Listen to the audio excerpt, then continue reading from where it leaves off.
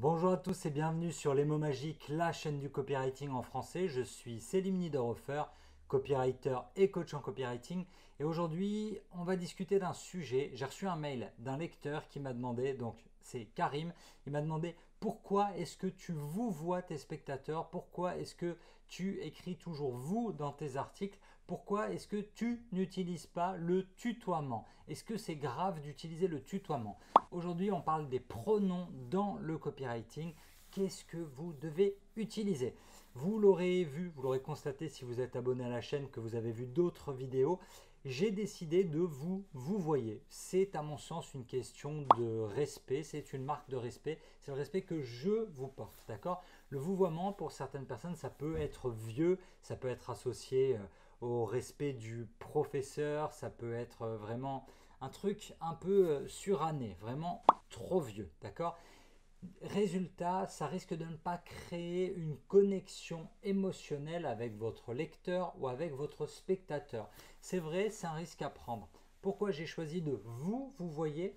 Pour le respect. Simplement, j'ai appris la vie comme ça. Je ne vais pas te tutoyer, spectateur. Je ne te connais pas et on n'a pas gardé les cochons ensemble. Moi, quand j'ouvre une chaîne YouTube et que le gars directement me dit hey, salut, tu veux apprendre à monter ton business? Je referme. Ça me saoule, d'accord? J'ai pas 12 ans.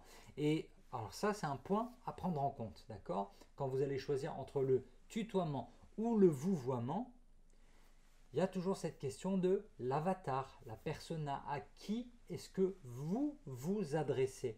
Si effectivement votre contenu est pour des préados, pour des adolescents ou de jeunes adultes, dans ce cas-là, pourquoi pas tutoyez-les, ils ont l'habitude et peut-être même qu'ils trouveraient ça bizarre qu'on les vouvoie parce qu'ils n'ont pas l'habitude d'être vouvoyés dans la vie quotidienne. Moi, même si vous avez 18 ans, même si vous avez 15 ans, que vous êtes au collège, au lycée, peu importe, j'ai décidé de vous voyez, c'est ma marque de respect, d'accord? Je ne veux pas faire semblant d'être votre pote. Moi, je suis copywriter, je suis un professionnel, je suis là pour partager les techniques de copywriting et les leçons de copywriting, pas pour qu'on soit copains, pas pour qu'il y ait de la fausse proximité, d'accord? Ça ne m'intéresse pas. L'objectif, c'est vraiment qu'on soit dans un échange constructif et quand vous m'envoyez des mails, typiquement le mail que Karim m'a envoyé, évidemment il me tutoie et ça me va, d'accord? Ne pensez pas non plus que il veut pas qu'on le tutoie. Non, non, rien à voir. Moi, je suis complètement d'accord avec ça. Simplement, j'estime que vu que je ne vous connais pas là tout de suite, je préfère vous voyez. Dans le copywriting, vous allez utiliser plusieurs types de pronoms. Vous allez utiliser toute la gamme, hein, je, tu, il, nous, vous, il. Je n'oublie pas les elles, bien évidemment.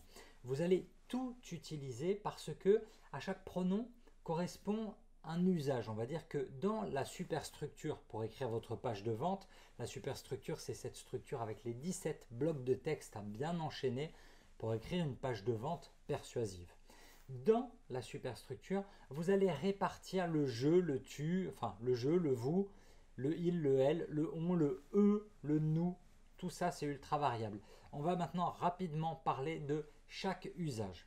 Vous allez utiliser le pronom je dans le bloc texte qu'on appellera le storytelling. Quand vous allez parler de votre histoire, quand vous allez raconter les mésaventures qu'il vous est arrivé, comment est-ce que vous êtes devenu expert, quelles sont les difficultés que vous avez traversées, tout ça c'est vraiment très personnel.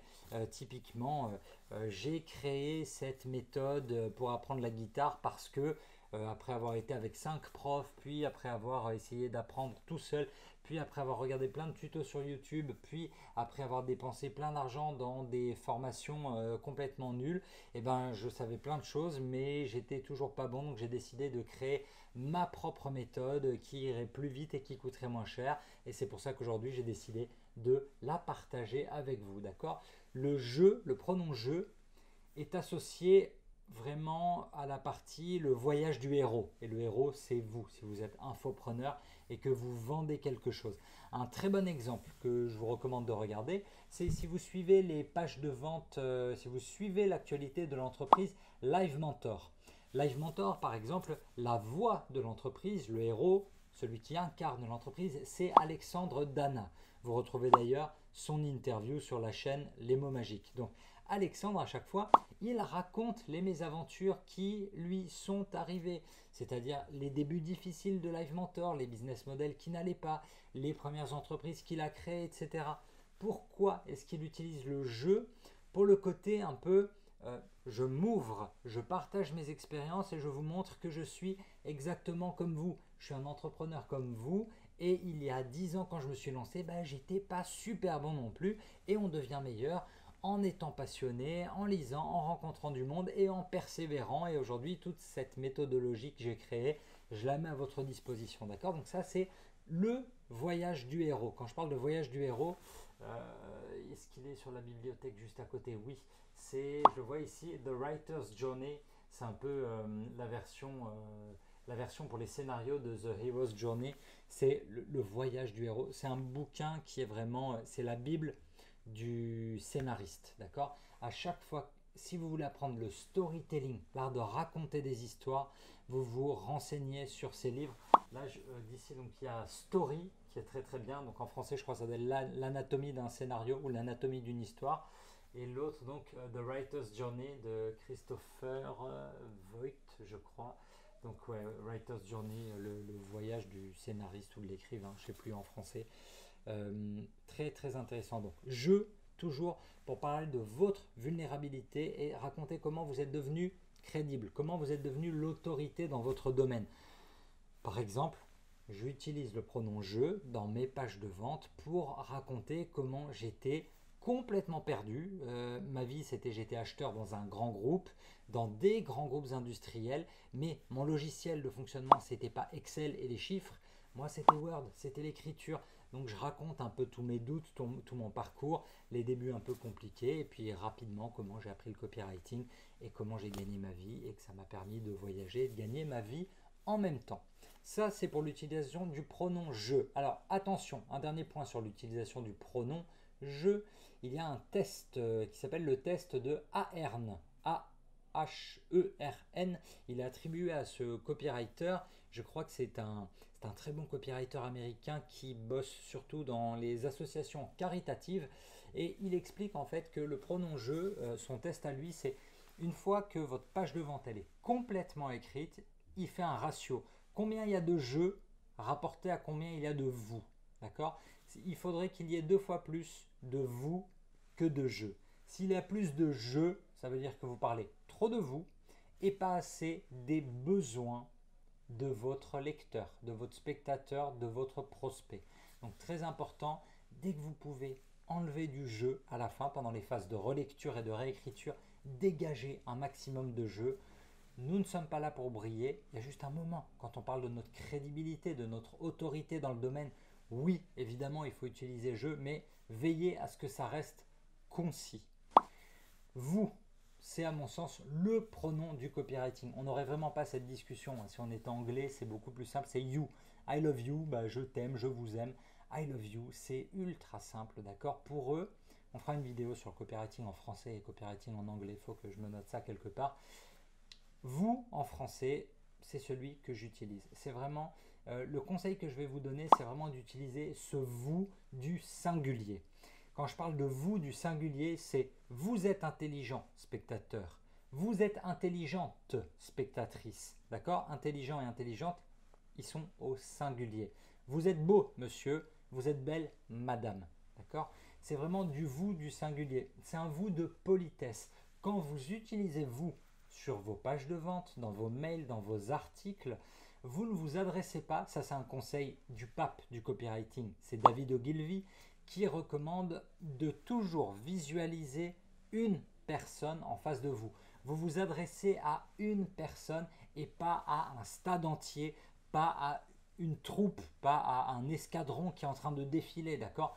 Vous ne vous adressez pas à vous, le groupe, genre Morpheus dans Matrix quand il est là, Zion, hear me. Non, ok, c'est pas ça, ou Emmanuel Macron, parce que c'est notre projet. Ouais, voilà, notre, on parlera du nous juste après.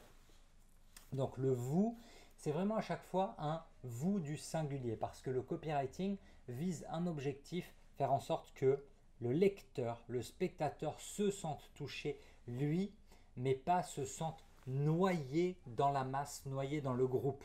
S'il se dit, ah, en fait, il parle à une foule, il s'adresse à une masse, on se sent moins touché. Et si le lecteur se sent moins touché, il achètera moins. Donc, veillez vraiment à utiliser ce vous du singulier. Vous, votre, vos, bien évidemment.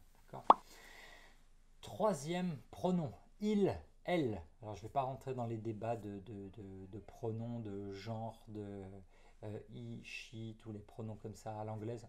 Ça ne m'intéresse pas du tout. On est là pour parler maintenant du il et du elle, rarement du on. Utilisez très peu on, parce que on, c'est indéfini. Pour vous la faire pas très chic, on, c'est des cons, ou on est un con. On ne sait pas qui c'est, d'accord? On, c'est indéfini. Or, le copywriting, c'est un exercice de définition. On est là pour être précis, on est là pour détailler. Donc, quand vous allez utiliser la troisième personne du singulier, lui, elle, il, elle, vous allez utiliser ce troisième pronom pour faire référence à quelqu'un d'autre, à deux sortes de quelqu'un. Il y a le quelqu'un qui a réussi, l'exemple à suivre, que vous allez typiquement utiliser pour les témoignages clients, les clients qui ont réussi. Thomas, 37 ans, a réussi à boucler son marathon grâce à ma méthode machin. Il a démarré 1 an et demi avant son marathon et a réussi à arriver prêt pour le jour de l'événement. Ça, c'est vraiment groupe de référence. On utilise ce il ou ce elle pour faire référence à celui qui a réussi. Mais vous pouvez aussi utiliser ce il et ce elle pour le groupe que j'appelle le groupe épouvantail. Il n'a pas réussi parce qu'il n'a pas suivi ma méthode pour apprendre le code de la route. D'accord? Donc, ces deux groupes, le il et le elle, à chaque fois, vous devez les utiliser pour montrer ce que votre prospect va pouvoir atteindre une fois qu'il aura acheté votre offre. Quatrième du coup, quatrième c'est nous. Nous. À quel moment est-ce que vous allez utiliser nous dans une page de vente? C'est très rare, d'accord? Parce que le nous, ça impliquerait qu'il y ait le prospect et vous en même temps en train de faire la même action. Alors c'est possible, typiquement, le nous, vous allez l'utiliser si vous animez des séminaires en direct, si vous faites des ateliers en live, si vous êtes prof de yoga, si vous êtes prof de chant, si vous animez des bootcamps sur la masculinité au fin fond de la Dordogne, ce que vous voulez, d'accord? Ce qui compte, c'est que le nous, c'est vraiment nous allons faire ça ensemble, on va y arriver. Ça, c'est l'effet de groupe, l'effet d'entraînement. Utilisez le pronom nous si vraiment il s'impose. Je préfère toujours utiliser vous, d'accord? C'est bien d'avoir deux, trois nous pour dire on est ensemble, vous n'êtes pas seul, je vous lâche pas, je vous tiens la main, je vous accompagne. Typiquement sur une page de vente pour mes ateliers live pour apprendre à écrire, nous verrons ensemble les 7 secrets des meilleurs écrivains pour démarrer l'écriture d'un roman, d'accord? Ça peut vouloir dire qu'on est tous ensemble, on est dans le même bateau et vous n'êtes pas seul, je vous accompagne, comptez sur moi, d'accord? Donc le nous, il peut être très bien, il peut être très inclusif, c'est très très bien. Le vous du pluriel, non, on s'en sert pas, d'accord? Vous du singulier, c'est amplement suffisant. Et on termine avec le il et le elle du pluriel. C'est exactement la même chose que le il et le elle du singulier. Groupe de référence. Tous les clients qui ont acheté la formation Copywriting Express ont doublé leur chiffre d'affaires en 4 heures chrono. On invente un truc débile. Groupe épouvantail. Toutes les personnes qui ont acheté la formation, je sais pas moi, dropshipping, qu'est-ce qu'on pourrait acheter? Un truc qui est vraiment pas bon pour faire peur aux gens, quelque chose vraiment d'épouvantail. Allez, on va dire ceux qui n'ont pas acheté. Voilà. Toutes les personnes qui ont arrêté leur abonnement au bout d'un mois n'ont pas eu la perte de poids escomptée, etc., etc. Donc toujours il, elle du pluriel. Groupe de référence, ils ont réussi, soyez comme eux. Groupe épouvantail, ils n'ont pas réussi parce qu'ils auraient dû faire ci, faire ça. Ne soyez surtout pas comme eux.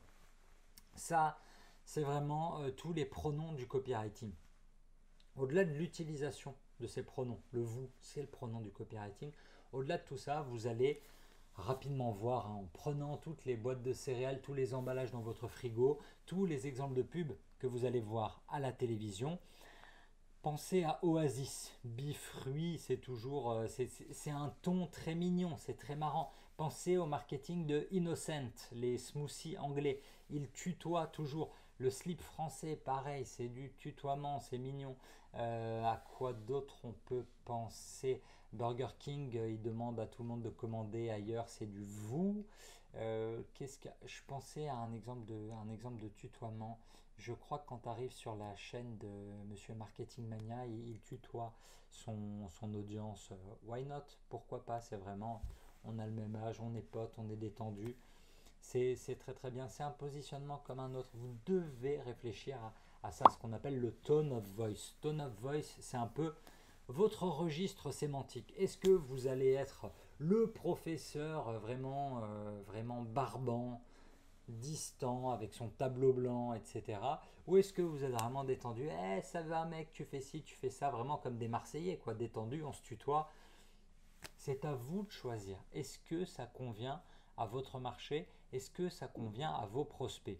Typiquement, si demain je lançais une formation pour mieux entendre pour les personnes, les seniors, 60, 70, 80 ans, ça doit être un super marché, d'accord? Mieux entendre de manière naturelle grâce au super régime et à ma super routine matinale. Imaginons, ça peut être chouette. Jamais je ne les tutoierai. C'est pas possible, ça n'a aucun sens. Ils n'ont pas l'habitude qu'on s'adresse à eux comme ça, d'accord? Donc, adaptez votre vocabulaire à votre audience. Et c'est pour ça qu'il est très important de la connaître. Si vous avez des questions, surtout, vous me les posez. Vous me posez les questions sous la vidéo, dans les commentaires, et j'y répondrai bien évidemment. Si cette vidéo elle vous a été utile, vous laissez un pouce en l'air, vous n'oubliez pas de vous abonner parce qu'il y a de nouvelles vidéos qui arrivent chaque semaine. Vous téléchargez gratuitement votre e-book Copywriting Cash, les 10 secrets essentiels des rédacteurs pro pour gagner vos premiers euros. Et je vous dis à la semaine prochaine. Et en attendant, n'oubliez pas, votre histoire, c'est à vous de l'écrire.